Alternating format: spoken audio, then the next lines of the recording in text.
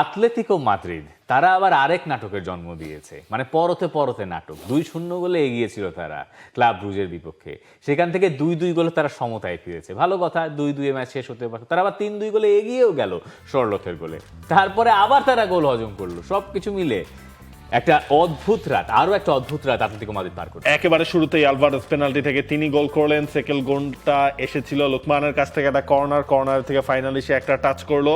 যদিও এরপর 51 থেকে 60 মিনিট এর মাঝখানে আসলে ক্লাব ব্রুজ তারা 2টা গোল দিয়ে দেয়।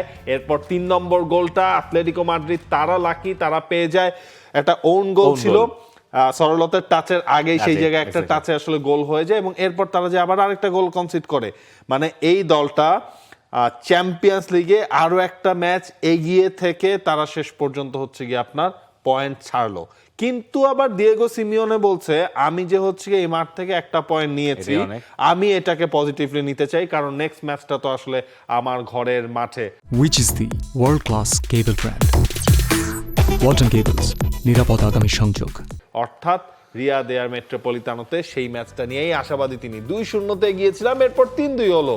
2 গোল হজমের পর ওরা ভালো প্রতিক্রিয়া দেখিয়েছে। ম্যাচের কথা বিচার হলে দারুণ ইন্টেন্সিটির ম্যাচ হয়েছে। আমরা ইতিবাচক ফল নিয়ে এখান থেকে যাচ্ছি, বাকি কাজটা ঘরের মাঠে ভালোভাবে শেষ করতে হবে। মানে আতলেতিকো মাদ্রিদের কাছে ড্র করাটা ইতিবাচক ফল ক্লাব ব্রুজের কাছে। এক অর্থে দেখতে পারেন, মানে ক্লাব ব্রুজ চ্যাম্পিয়ন্স লিগে জায়ান্ট কিলারের একটা তকমা গত কয়েক বছরে একটু একটু করে নিজেদের নিয়েছে।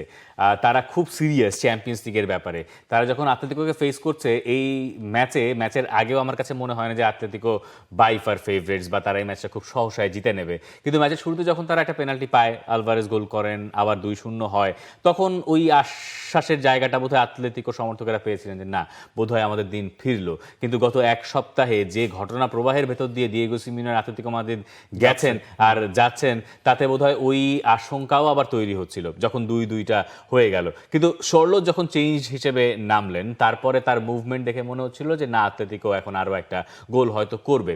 যেখানে হয়তো শর্লথের পজিশনিং এর অবদান আছে, তার টাচ নাই, একটা আত্মঘাতী গোলে শেষ পর্যন্ত আতলেতিকো 3-2 লিড নিল। কিন্তু আতলেতিকোর মতো দল দুইবার এইরকম লিড ধরে রাখতে পারলো না। প্রথমত 2-0 গোলের লিড তারা ধরে রাখতে পারলো না।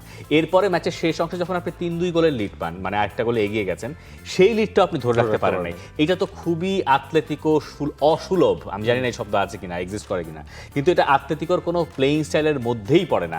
আপনি রায় ভায়াকানোর কাছে 3 গোল খেয়েছেন, আপনি এই ক্লাব ব্রুজের কাছেও 3 গোল খেলেন 2 ম্যাচে, তার মানে আপনি গোল হজম করেছেন 6টা। এটা দিয়েগো সিমিওনের দল না। এবং এই দলটাই হচ্ছে লা লিগার রেস থেকে তো ছিটকে গেছেই।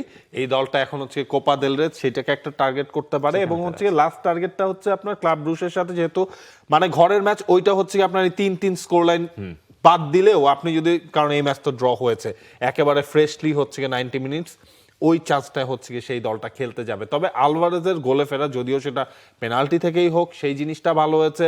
লোকমান আশায় তাদের হচ্ছে গিয়ে আপনার লোকমানও টানা গোল করছেন, ওই জায়গায় অপশনগুলো ক্রিয়েট হচ্ছে, গোল স্কোরিং অপশনটা, সেইটা নিয়ে যদি আপনার নিজেদের ঘরের মাঠে কিছু করতে পারে এবং কোপা দেল রের ম্যাচটাই কিছু করতে পারে, এছাড়া তো আতলেটিকোর কোনো ভবিষ্যৎ আমি আসলে দেখি না। For more updates, subscribe to our YouTube channel and click on the bell icon. Follow us on Facebook and Instagram. Download T-Sports app to enjoy exciting games and highlights. Visit tsports.com.